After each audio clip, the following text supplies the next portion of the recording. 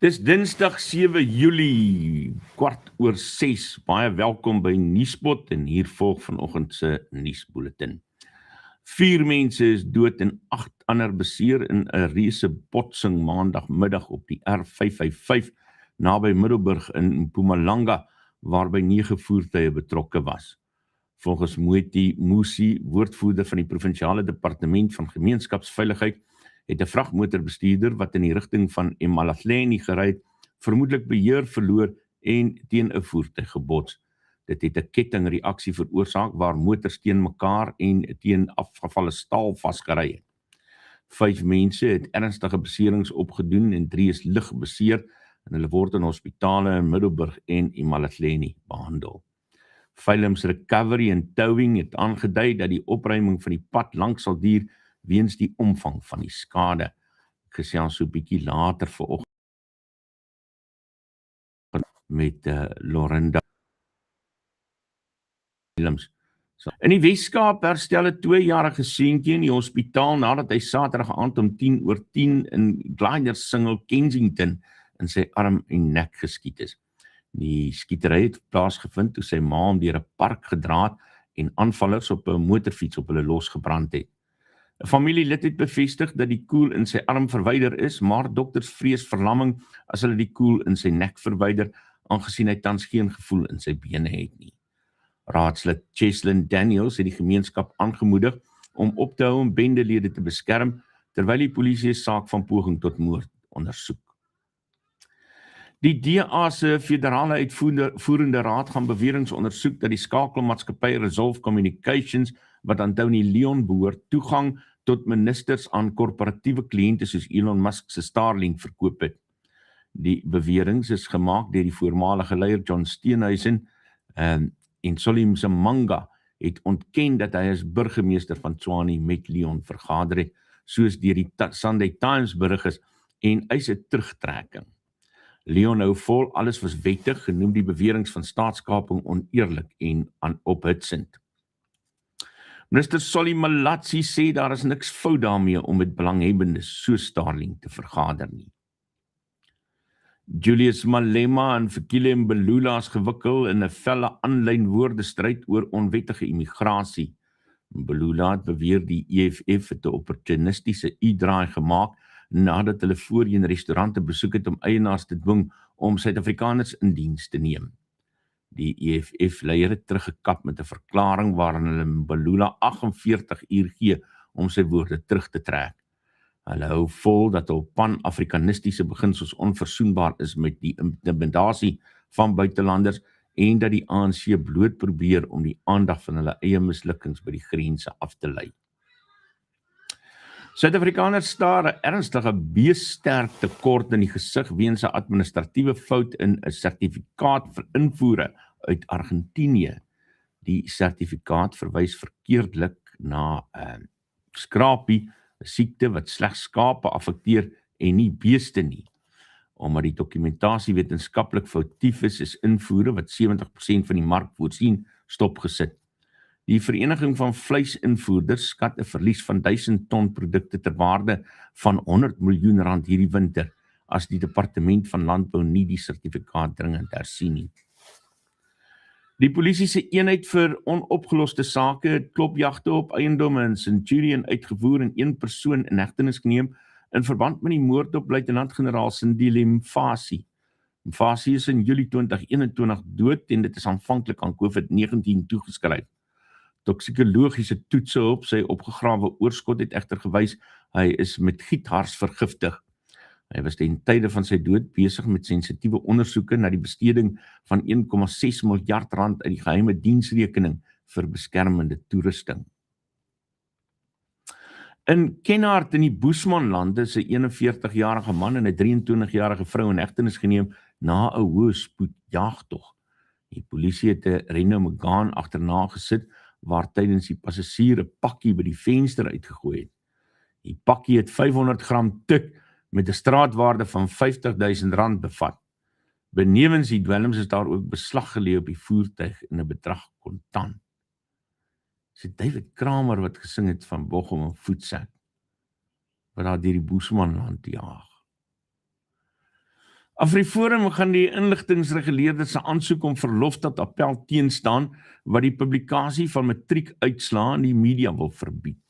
Alana Bailey van AfriForum sê die reguleerder speel magspeletjies terwyl eksamennommers reeds privaatheid beskerm. Die saak skuif nou na die appelhof. Afzal Abramjee en Manuel Sarafim Pinto het in die Pretoria Landershof verskyn nadat hulle borgtog van R10.000 elk toegestaan is. Hulle is vasgetrek nadat Abramjee se vrou in 'n motor met onwettige blou ligte betrap is. Yusuf Abramjee het bevestig die eerste beskuldigde is sy neef. President Cyril Ramaphosa het Ayanda Dlodlo as die nuwe ambassadeur in Frankryk aangewys in die plek van Wile Nathi Mthethwa. Die DA die aanstelling as kaderontplooiing veroordeel en gesê Dlodlo het nie die nodige integriteit vir die pos nie. Die DA eis 'n onmiddellike leefstyl audit op die nuwe minister van maatskaplike ontwikkeling, Dina Pule. Die party sê sy is ongeskik weens haar geskiedenis van wanadministrasie, maar die ANC se Fikile Mbalula sê sy verdien 'n tweede kans. Kortom, uit Suid-Afrika in Limpopo het inwoners van Louis-Trichardt 200 immigrante aan die polisie oorhandig vir deportasie. Binnelandse Sake gaan 301 nuwe beamptes werf om kapasiteit te versterk. In Bellville is 3 verdagtes vas vir die poging tot diefstal van 'n skoolbussie van Hoërskool Bellville. In Johannesburg is daar 2 mans wat in aanhouding bly vir die roof van sigelietstene ter waarde van R15 miljoen. En dan 'n weermagnuus, operasie Prosper se ontplooiing in die Kaap word gekenmerk deur beweringe van aanranding deur soldate. Die diamantsakeman Louis Liebenberg word op 15 Julie na Weskoppies oorgeplaas vir psigiatriese waarneming en 'n bejaarde vrou is dood in 'n meentuisbrand in die Vrystaat. En die gemeenskap samel nou hulp in vir slagoffers van hierdie brand in Parys. Internasionale nuus, honderde duisende rouklaers het in Teheran byeengekom vir die begrafnis van die Ayatollah Ali Khamenei. Die kiste is deur die strate vervoer terwyl mense gevra het vir die dood van Donald Trump en wraak gesweer het vir die lugaanval waarin hy gedood is. Die nuwe opperleier Mojtaba Khamenei was afwesig weens beserings. Israel het gewaarsku dat enige toekomstige Iranese leier wat Israel dreig ook uitgeskakel sal word. Argeoloë het 2 goue ringe van ongeveer 2000 jaar oud by die Donyai Tong terrein ontdek. Een ring is gegrafeer met antieke Brahmi skrif wat lees die een wat deur Pusha beskerm word, wat dui op vroeë handelsbande met Indië. Die terrein is vroeër vanjaar ontdek nadat inwoners artefakte in 'n rysveld gevind het. Die Australiese eerste minister Anthony Albanese het onvoorwaardelik verskoning gevra vir opmerkings oor die popster Kylie Minogue. Tydens 'n potsending onderhoud het hy gesê hy sal beslis vir Kylie kies in 'n speletjie van Marriage, Date or Dump. Politieke opponente het die uitlatings as seksisties en minagtend teenoor vroue beskryf.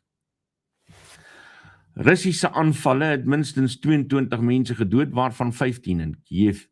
Weens 'n tekort aan lugafweer het al 29 ballistiese missiele hulle teikens getref. Intussen het Oekraïne 'n olieraffinaderiye in Siberië 2400 km van die grens af met hommeltuie aangeval.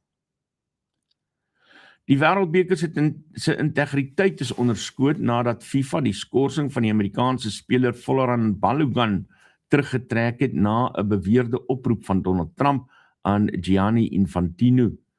UEFA sê FIFA het 'n rooi lyn oorskry deur politieke inmenging in sportdissipline toe te laat. Kort nuus uit die buiteland uit Frankryk, meer as 10.000 mense moes vlug vir veldbrande naby Perpignan. Die Tour de France word ook geraak. Mensenhandel, meer as 1000 mense is in 59 lande in hegtenis geneem tydens Operation Global Chain. In Sri Lanka is 26 mense dood tydens tronkopstande by die Negombo gevangenis weens botsings oor dwelmhandel. En in Sirië het Emmanuel Macron in Damascus aangekom vir samesprekings met president Ahmed al-Sharaa. Is die eerste sodanige besoek sedert Assad se val. En dan laastens, Suid-Afrikaanse gesinne in Australië het hulle bure laat kopkrak deur biltong in hulle voorportaal te maak. Plaaslike inwoner het vertel hoe hy as tiener doodbang was vir die rou vleis wat met wasgoedpennetjies aan toue hang, totdat hy geleer het van hierdie Suid-Afrikaanse lekkerny. Ja, Thys, julle moet die ouens leer daarvan biltong, man. Sy Solomon, hy uit Australië uit, wat elke oggend kyk. Ouens lyk my ken nie van biltong in daai land. En dan Wouter, nee Wouter! Wouter sê daar by hulle in Qingdao in China, as jy vir hulle biltong gee, dan gaan kook hulle dit. Ongelooflik. Sulke ignoramisse.